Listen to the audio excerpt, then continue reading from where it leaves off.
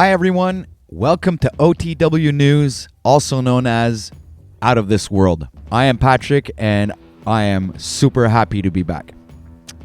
Today I want to talk about the Mandela effect. I had a startling revelation about it this morning. The other day I was having a conversation with Brian Stavely and noticed that we didn't have exactly the same Mandela effects, and that just brought me down this freaking rabbit hole again, guys. So just bear with me. I got to show you what I discovered this morning. Started to research this, and man, it's mind-blowing stuff, I think. So hopefully this is going to be pertinent information. So I'm going to go on with the with exactly what I wanted to explain, and I'm going to start over here. Okay, so I wanted to start with the story of Babel and the Tower of Babel. Okay, so this is how I'm going to build off of this. All right, so Tower of Babel in the biblical literature structure built in the land of Shinar, Babylonia, sometime after the deluge. The story of its construction, given in Genesis 11:1-9, curious numbers there, appeared to be an attempt to explain the existence of diverse human languages. Okay, so it appears to be an attempt to explain. Okay, so keep that in mind, people, all right? The existence of diverse human languages. According to Genesis, the Babylonians wanted to make a name for themselves by building a mighty city, a tower, which its top in heavens. Screw me, I murdered that one, okay? According to Genesis, the Babylonians wanted to make a name for themselves by building a mighty city and a tower with its top in the heavens. God disrupted the work by so confusing the language of the workers that they could no longer understand one another. The city was never completed, and the people were dispersed over the face of the earth. Well, what if the people, okay, if we change this to information, okay, and the workers are the people who notice the Mandela effect, okay? So I think this is absolutely God's work. God, work. Here we go. So we're going down the rabbit hole right now. I'm going to explain this exactly why I think it's God. Because there's no other explanation in my mind now. All right. After I've been down this rabbit hole, I absolutely, beyond a shadow of a doubt, believe it's God. So I'm going to go down the rabbit hole. Let's look up language. Okay. Language definition: the principal method of human communication consists of words used in a structured and conventional way and conveyed by speech, writing, or gesture. Okay. But number 2 says a system of communication used by a particular country or community. But there's more than just country or community. It could be anything. All right. It could be God. So it's a system of communication. So let's go over here and look up system of communication. Okay. The communication system is a system in which describes the information exchange between 2 points. The process of transmission and reception of information is called communication. The major elements of communication are the transmitter of information, channel or medium of communication, and the receiver of information. Okay, so God would be the emitter. Okay, as you can see here, I'm going to make a close-up on that one. All right, right over here. Okay, so this would be God, and this would be us. So screw the phone, screw this side, look at it differently. Okay, yeah. So let's go on. All right, so here I wanted to point out that depending on the communication channel, the communication system is categorized as follows. So there's wired, line communication; wireless, space communication; ground wave communication, sky wave communication, space wave communication, and satellite communication. But they do not mention God wave communication. Okay, look at this. There's got this nice little sound wave. They say digital and analog, and they forgot to put the line there for God, or maybe this is God. So let's go. Let's move on to the next discovery that I made, which is this is the definition they put on Wikipedia for the Mandela effect. Okay, so let me look. Okay, guys, forget this word here. All right, forget this. Don't worry about this. This isn't important. This is just them trying to. This is called misattribution. Okay, they're telling you right there what they're saying. It's misattribution. Okay, so in psychology, a Mandela effect is a phenomenon where someone recalls something that did not happen or recalls it differently from the way it actually happened. Suggestibility, activation of associated information. Okay, well, wait a minute. Let's just pause right there. Associated information. Okay, let's break this down. Information. Well, isn't information a system of communication? Right? Communication. It's information. Okay, so let's go back to here. Nope, sorry. Here.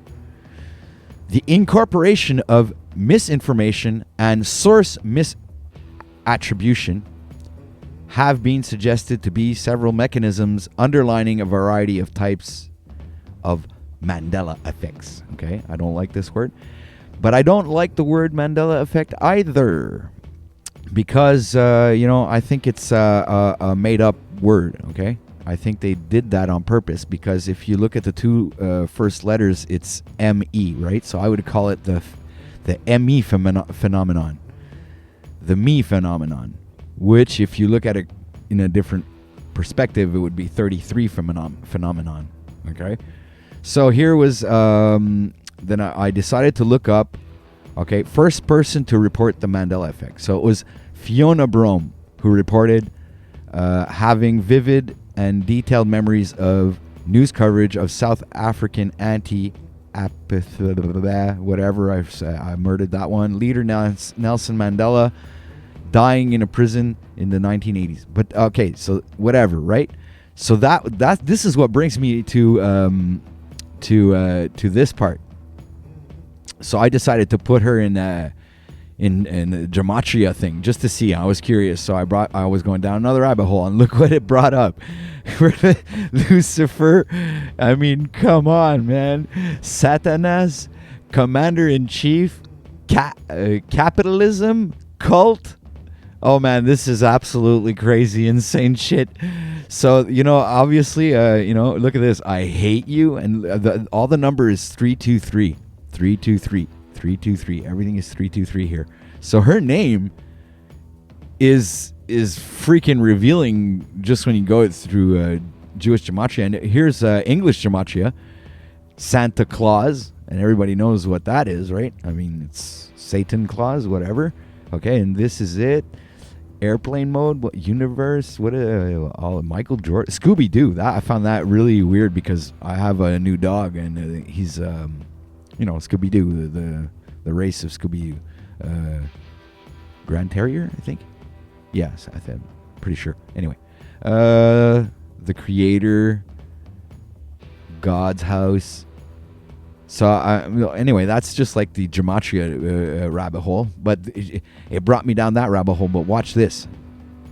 So what this made me think about was the ME phenomenon, right?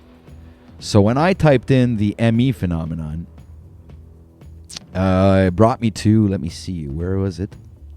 The ME phenomenon. Oh, here it is. I typed in the ME phenomenon, and this is what I got, right? So if I just go back one, you'll see that the ME phenomenon. So Mandela effect phenomenon and frequency illusion. This is what the This is what the Wikipedia, shot out right at the beginning. So I clicked on it, and boom, it brought me to this. Frequency illusion. Holy crap, eh? Also known as the Bader-Meinhof phenomenon, or frequency bias, is a cognitive bias in which After noticing something for the first time, there is a tendency to notice it more often, leading someone to believe that it has increased frequency or occurrence. It occurs when increased awareness of something creates an illusion that it is appearing more often. But plainly, the frequency illusion occurs when a concept or thing you just found out about suddenly seems to pop up everywhere. Okay, so you know what? This is kind of the stuff that. But it's funny because right here, this is where it gets me. Right? You listen, watch this. What it says here. Okay, but this is 1, 2, and 3. So to me, there is 33. And here you have 4 and 5, which is 9. Divide that by 3 is 333. So I mean, I'm looking at this, and then it's just bringing me right down more rabbit holes, right? So you know what I'm thinking is that the elect are being deceived, right? So I looked up the people that are, exactly that. This Matthew, okay. I wanted to know why, me and Brian Stavely couldn't get look, he believed not believed, but his memories are of the Star Wars movie Luke, I am your father, but he remembers no, I am your father. But I remember Luke, I am your father. But all the other Mandela effects we remember like the same. So I figured okay, well there's something fishy going on. So that's what brought me down this rabbit hole.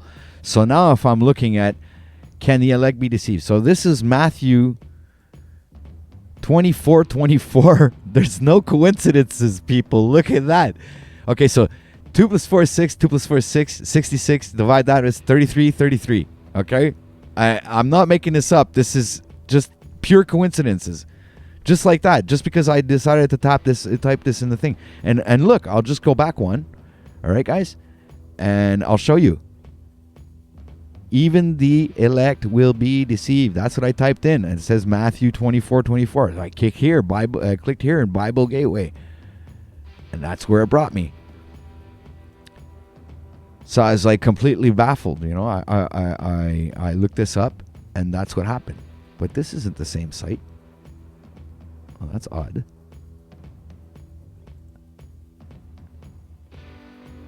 Oh, here it is.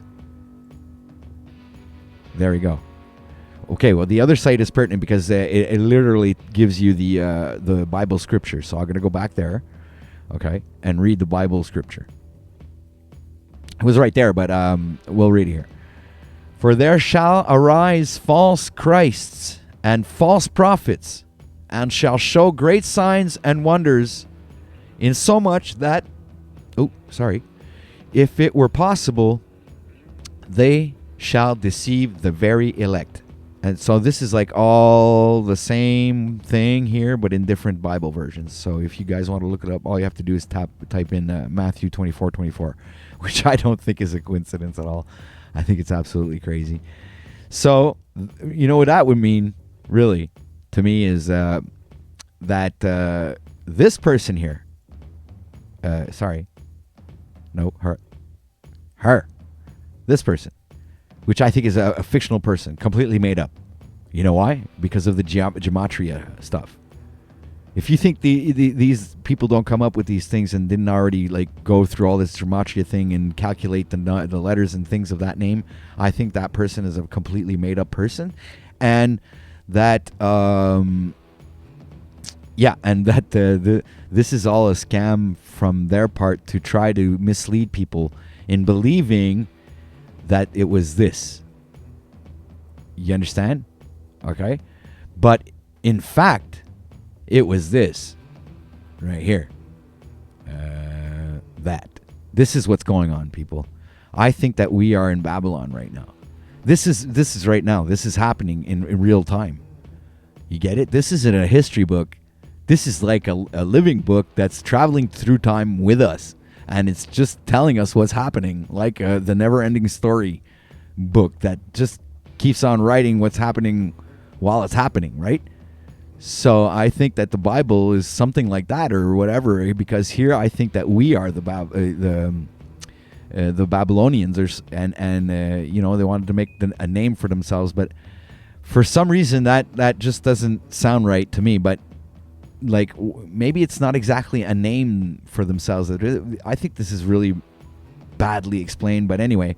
And God disrupted the work by so confusing the language. But if I come back to language, well, language is a system of communication, and a system of communication is information, and information is frequency, right? And frequency is, well, is not false memory, obviously, but frequency is in everything. So even God would be frequency. So if God is all powerful, then there's obviously, this is absolutely easy for him. This would be like God having fun. Imagine God being a child, right? And all he wants to do is play. Or maybe not all the time, but let's say that he likes playing. And right now he's playing. And I think that we're supposed to be playing with him, right?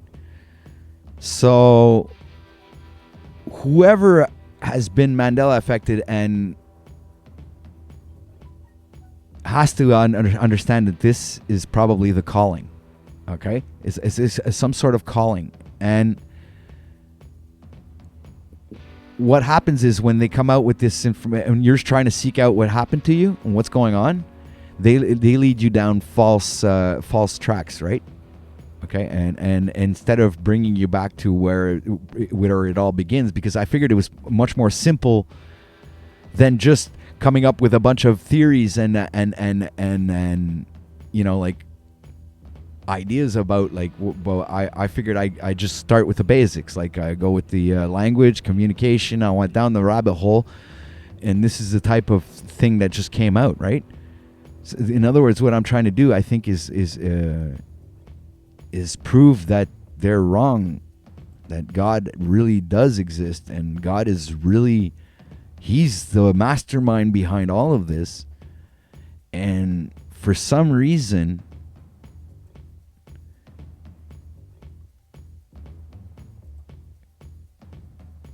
we're being deceived, or because there's this, I'm looking for this other one where he says, where is it? Please find it. Oh, I think it was in the other one. Yeah. It's over here. Can the elect be deceived? This one. So let's zoom in. I'm going to zoom in here because I can hardly see. Okay. In what is often referred to as his Olivet discourse in Matthew 24, Jesus speaks out about events that will take place before his second coming. One of the warnings Christ gives is this: for false Christs and false prophets will arise and will show great signs and wonders, so as to mislead, if possible, even the elect. Okay? So, to me, you know, the elect would be this, okay? The Greek, well, anyway, I'm not too sure, but I'm going to continue reading this. The Greek word translated elect is eklektos, which means chosen ones. It's a term used a number of times in the New Testament to refer to true believers in Jesus. Will the false miracles performed by the false messiahs and prophets in the end times be so convincing that even born-again believers will be led astray? Okay? So this is insane, man. This is absolutely insane. Because, okay, Jesus left the temple and going away when his disciples came to point out to him the buildings of the temple. But he answered them, "You see all these? Do you not? Truly I say to you, there will not be left here one stone upon." That's baffling, guys. But let's listen. Let's check this one out. And will not God give justice to his elect, who who cry to him day and night. Will he delay long over them? Let's read this one. Who shall bring any charge against God's elect? It is God who justifies. Okay? Collisions. Look at this. 8:33. Isn't that freaking crazy? And here's the other one. Look, Collisions 3.12. 33. Let's read this one. Put on then as God's chosen ones, holy and beloved, compassionate hearts, kindness, humility, meekness, and patience. So the God's chosen ones is described right here. This is a description of what the chosens are, okay? So if ever anybody wants to know what the hell they're talking about when they're talking about chosen ones, here they are. Chosen ones, holy and beloved, compassionate hearts, kindness, humility, meekness, and patience. These people are the chosen ones, okay? So if we go, and this is the rabbit hole that brought me, this is it, guys. I'm trying really hard to be as well spoken as I can and try to transmit this information as well as I can, because, you know, I can get carried away and go from one subject to another, but I'm pretty much think that I'm putting the puzzle pieces together here and realizing that God is the absolute portrayer of all of this. He is the one who is doing this. And I think that the fact that he's maybe doing this here, you know, God disrupted the work. Okay, so we are the workers, guys. If in other terms, the chosen ones. And I'm not, you know, I don't want to be pretentious when I say that, but I recognize myself in the description over here. Okay, this one right here. Okay, holy and beloved. I pretty much think I'm holy and beloved. Okay, compassionate hearts. I'm very compassionate. You know, kindness. I'm not a mean person. I'm kind to everybody. I have humility.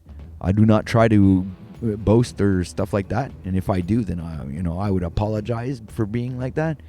And meekness and patience. Well, patience, in other words, is long suffering. So if you can withstand long suffering, then you have a lot of patience.